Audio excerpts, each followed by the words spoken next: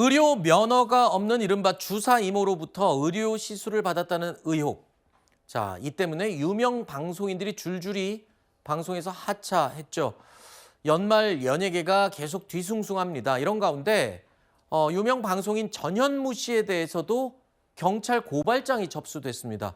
경찰이 이제 수사에 이미 착수한 상태인데요. 과거 방송을 통해서 공개됐던 사진, 이거에 문제가 됐습니다. 차 안에서 수액, 링거를 맞는 장면이 뒤늦게 의혹을 받게 된 건데요. 자, 앞서 불법 시술이 아니었다라고 한 차례 해명을 했습니다. 그런데도 경찰 고발장까지 접수가 되자 결국에는 소속사에서 9년 전에 있었던 진료 기록부까지 떼다가 공개를 했다고요. 맞습니다. 그만큼 이제 적법한 의료 시술이었다라는 것을 강조하기 위함으로 보여지는데요. 전현무 씨의 소속사는 2016년 1월 14일 그리고 1월 20일, 26일에 병원에서 정식으로 진료를 받았다라는 사실을 확인하기 위해서 이 진료 확인서를 제출을 했고요. 그리고 이 인후염이라든지 후두염 당시에 역류성 식도염 등으로 진단을 받고 그 병원 치료를 받았다라고 이야기를 했습니다. 다만 수액의 경우에는 그러한 것을 치료하기 위해서 이제 처방받은 수액인데 스케줄로 인해서 너무 바쁘다 보니까 차량 내에서 이렇게 이어서 시술을 했다라고 이야기를 하고 있고, 그리고 그 이후에 26일에 이제 방문을 다시 하면서 그 의료 폐기물이기 때문에 또 아무렇게나 버리면 안 되잖아요. 그래서 수액이라든지 아니면 그 기타 의료 폐기물을 의료진들에게 다 반납을 했다. 즉 법적으로 문제가 없다라는 취지의 이제 입장문을 또 발표를 했습니다. 네. 그런데 변호사님, 이건 또 법적인 부분이라 질문을 드릴게요. 일각에서는 진료를 받은 사실은 뭐 서류 분명히 확인이 되는 부분이지만 의료법상 이런 조항이 있더군요.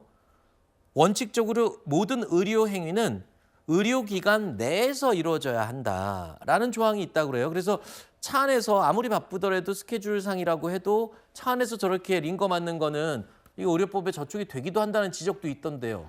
맞습니다. 그러니까 이게 문제의 소지가 있어요. 아, 그래요? 왜냐하면 기본적으로 의료법은 의사가 의료 행위를 해야 되고, 그리고 병원이라는 안전한 장소에서 의료 행위를 하는 것을 원칙으로 정해두고 있습니다.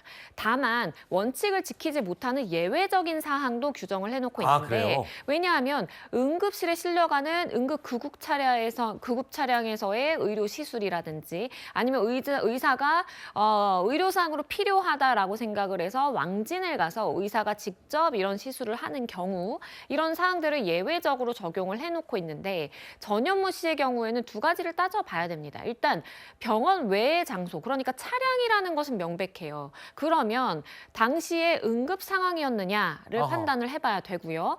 응급 상황이 아니라고 한다면 당시에 의사가 동행을 해서 링거를 다 맞고 링거를 정리를 하는 것까지 의료진들에 의해서 적법하게 이루어졌느냐, 이 부분을 판단을 해야 되는데, 지금 전현무 씨의 입장문을 보면 아마도 의료진이 수액을 놔줬다라고 하더라도 추후에 병원에 방문해서 이 폐기물을 반납을 했다, 제출을 했다라고 이야기를 하는 거 보면 아마 의사는 동행하지 않은 것으로 보여요. 네. 그렇기 때문에 그 부분이 문제가 될 수 있습니다. 그러니까 주사를 의사가 놔주는 것까지는 문제가 없다 하더라도 그거를 빼고 해체하는 과정을 의사 없이 했다면 그것도 법적으로는 저촉이 될 수 있다, 그 말씀이신 거죠? 맞습니다. 그러니까 알겠습니다. 당시에 의료진이 전현무 씨의 그런 건강 상태에 대해서 얼마나 위중하다라고 판단됐는지는 네. 모르겠으나 충분히 문제가 될 수 있다라는 거죠. 네, 알겠습니다.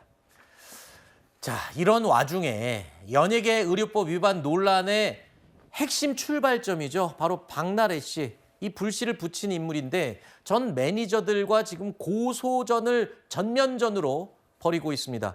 자, 전 매니저들을 공갈 미수 혐의로 고소하면서 고소인 자격으로 6시간 동안 경찰 조사도 받고 간 것으로 뒤늦게 지금 확인이 됐습니다. 이후에 추가 고소도 이어갔고요. 전 매니저들의 추가 폭로도 또 이어지고 있습니다. 그러니까 이게 폭로와 고소, 고소와 맞고소, 거기에 또 추가 폭로, 이렇게 이어지네요.